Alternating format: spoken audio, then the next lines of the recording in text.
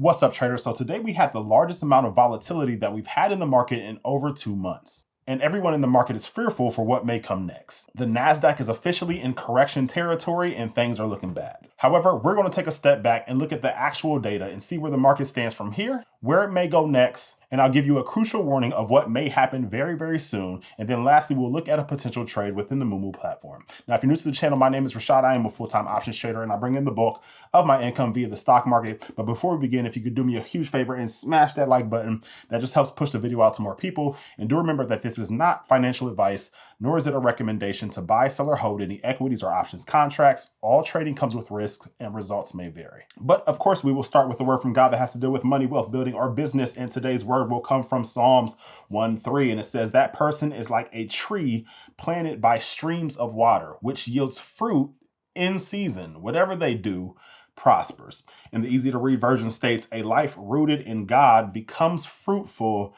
and stable. All right, so make sure you find those roots, make sure you find that foundation, because everything that you desire will come from that. But speaking of people who are absolutely receiving blessings, let me shout out members of the Trader Freedom community who are doing just that. First off, we have Guy, who just became a member in the community. He's already printing money as we speak. So congratulations to you on your first few trades. And then we have Daniel here, who says, I started to learn options 1 month ago and really devoted a few hours every day to developing mastery. Ultimately, due to God's grace, amazing coaching, and help of the team, I have really gotten into a rhythm, developed multiple agentic AI screening models that have helped me to identify the best possible weekly, daily, and monthly income strategies based on Rashad's teachings within the course. So I can say over the last 2 weeks, I have already posted a 10.5% return on an account balance that started with 34,000. And we can see that he posted his screenshots here, and he's exactly up 10.5% over the last month since he started trading options. And this is in a time frame where the S&P 500 went down 2.3%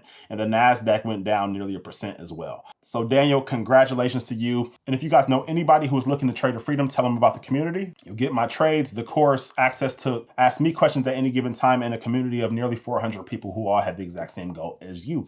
So if that interests you, come join us. The link is below in the description. But with that, let's get down to business. Now, the S&P 500 ended today down 1.43%. And this was the largest downward move in the S&P 500 since January 20th. And so it's been a few months since we've seen such a move like this. And of course, we already know what the catalyst was, which was the war on Iran. And the Pentagon came out saying that they were preparing to have troops on the ground. All right, and so that caused a huge sell-off throughout the day, but we've officially ended this week red, and this was the first time we've had 4 straight red weeks in over a year. All right, the last time we had this was last February through March, when we were getting all of the tariff drama. All right, so here we are again seeing something similar. Additionally, as of yesterday, we officially closed under the 200-day moving average. Now, more on that in a second, but I actually love when the market does things like this because it shakes out a lot of the people that are not built for the market. And in fact, this is what I said to the community. I said, family, take a look at the SPY chart below. I want to take a moment to say a massive congratulations to anyone who looked at those 4 straight weeks of red, stayed completely calm, and did not panic sell.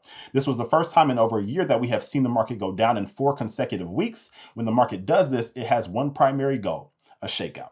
Since April, a lot of new retail investors jumped into the market thinking it only goes up. They thought they could double their accounts in a month, make some quick money, and leave. This recent drop shook out exactly those type of people, the ones who aren't in this for the long haul. And the unfortunate reality is that when people trade entirely on emotion, they usually end up panic selling and exiting at the exact worst possible time. If this 4-week slide did not shake you out and you stuck to your system without fear taking over, you have proven something massive. You have the exact temperament and psychology required to be highly successful in this market long term. Trading is a marathon and not a sprint. Now, let's go back to discussing that 200-day moving average.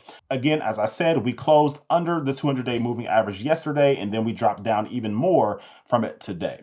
Now, the statistic is over the last 28 times that the market has dropped down below the 200-day moving average, it has regained that 200-day moving average within 10 trading days. All right, now that has been the average over the last 28 times. And so if we do follow that average, we should see somewhat of a nice little bump up here in the very near future. Because typically when you get a nice size sell-off like we are having now, the market is looking for any reason to go higher. And speaking of a reason to go higher, there is a very clear catalyst that will happen at some time in the near future. And so I want to give anybody who is placing trades to the downside, whether you're selling calls, whether you're selling call credit spreads, or whether you're just day trading, this is what I had to say to our 0DTE day trading community. And so this is what the chart for SPX, which is the S&P 500, looked like yesterday. And we could see it pretty much consolidated in a very tight area for most of the day. And then all of a sudden at the very end of the day, we had two very green candles, and this is the 15-minute candles, where the entire market went up about 1% in the span of just 30 minutes. Well, here's what I had to say about this. I said, pay close attention to the chart below. See the two massive green candles? This was a $60 plus upward rip on the SPX that happened in just 30 minutes. The catalyst was simply news out of Israel stating the war would be over sooner than people expect. If a passing comment can cause a $60 spike that fast, imagine the explosive market reaction when Trump officially announces the war is over. We could see something very similar to April 9th, 2025 all over again. And for anybody who's not familiar with April 9th, that was all the way back here last year. But let me go ahead and zoom in on it. This day here was the largest intraday move in stock market history. All right, so we had all of the tariff drama for several months, and then Trump made his presentation on how much he was going to tariff every single country, right? They call that the Liberation Day. But then a few days later, he simply just put out a tweet saying that he was going to pause tariffs for the next 90 days. And that caused this huge spike up intraday. All right. He just made a tweet in the middle of the day and it just skyrocketed. And this was the largest intraday upward move in stock market history. All right, the SPY went from a low of 493 to a high of 548 within the span of a few hours. And this is not a political statement in any way, shape, or form. But what I believe is going to happen is whenever this war is set to be over, which both the president hinted to that yesterday while talking to the Japan prime minister, and the prime minister of Israel also said something very similar. And typically when there is big news like that, the president likes to be the one to dish out the news. And typically when it is good news, he will just do it via a tweet. And I would not be surprised if that happens intraday. But when it does happen, we are going to see a huge upward move all of a sudden. All right, so that'll be very great for anybody who is in bullish trades, and it will probably be not so great for anybody who is in bearish trades. So that's just something to keep in mind, knowing that that could happen at any moment. And quite literally, as I'm recording this, the White House and Trump tweet out saying that they are close to, reaching their objectives as we consider winding down our great military efforts in the Middle East with respect to terrorist regime of Iran. All right. And so now the market is up quite considerably post-market. And this is something that literally happened as I was recording this video. And so quite literally what I said could happen, just happened, as we see right now that the market is up nearly 1% already. Market, and it will be up even more when he puts out that official tweet that the war on Iran is over. All right, so what I said would happen literally just happened much quicker than I thought it would, but now you can kind of see what I mean. But this here is the equity put to call ratio, and this kind of shows you how bearish or bullish options traders are. And so we can see that options traders as of Wednesday were the most bearish that they've been in quite some time. All right, and speaking of the tariff drama, if we go back and we look at during that time period, we can see options traders were super duper bearish. And then he just put out a single tweet and the stock market skyrocketed upwards. And so options traders obviously lost out on a lot of those bearish trades because the stock market went up. And then it looks like they became bearish again somewhere between June or July. I don't exactly remember what the headlines were at that time. But then the stock market went up even more and they lost out on those bearish trades again, and the pattern constantly continues. But speaking of being bearish, the VIX just closed its third straight week above 25. And we can see this is only the third time that this has occurred since late 2022. All right. And what we can see from here is that typically when this happens, it is not sustainable. There's no way that the VIX can stay up at these elevated levels long term. Now, could it go higher as we've seen just last year, again, during the tariff drama? Then absolutely it could. However, once we enter into these super elevated levels, it typically crashes back down very shortly, which is also a result of stock prices going higher. But while we are here with these elevated VIX levels, let's look at a potential trade in order to take advantage of these higher premiums, knowing that the VIX levels will come down at some time here in the near future. But first, I have to give a huge shout out to the sponsors of this video, Moomoo. Now, beyond just being an amazing brokerage and one that has tools way better than most brokerages that I know, right now they have one of the most amazing sign-up offers as well. When you open up an account using the link below in the description, not only can you get up to $1,000 of NVDA stock, but you can also get up to an 8.1% APY on your idle funds. And that is just crazy. But what was just added, they added in an additional $100 cash reward. When you open up an account using my link below in the description, you will not find this anywhere else. So make sure that you take advantage of this. But on top of all of that, their mobile platform is next level. Taking a look at their mobile app, so you can see here, you can see a lot of general information such as earnings and earnings calendars and earnings beats and economic calendars. However, what I like most is this investment theme. So if we click on investment themes, here they categorize stocks based on what they're impacted by. And so what I like most is this one that's called Nancy Pelosi Portfolio. Now, if you're not familiar, Nancy Pelosi is a US Congresswoman, and she seems to always select the right stocks right at the right time.